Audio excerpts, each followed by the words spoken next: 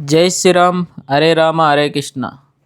ఇప్పుడు మీరు చూస్తున్న విగ్రహం ఏందని అనిపిస్తున్నదా? మన జైపూర్లో ఉండేటటువంటి రాధా గోవింద్ విగ్రహం. ఈ రాధా గోవింద్ విగ్రహం ఎక్కడ ఉండేది? ఒకప్పుడు బృందావనంలో ఉండే బాంకి బిహారీ మందిర్లో ఉండేది ఈ రాధా గోవింద్ యొక్క విగ్రహము.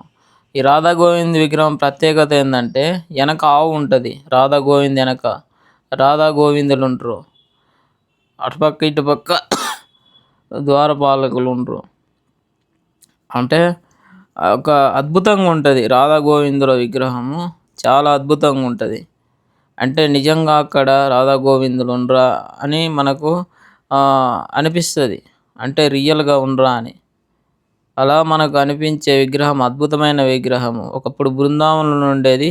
ఈ తురకోళ్ళు ఉంటారు కదా, తురకోళ్ళు ముస్లింల దండయాత్రల వలన, ఎడారి ముస్లింల దండయాత్ర వలన ఆ బాంకి బిహారీ మందిర్ మీద దాడి చేసినప్పుడు అక్కడుండే రాధా గోవింద్ విగ్రహాన్ని తీసుకొచ్చి మన జైపూర్లో పెట్టిండ్రు.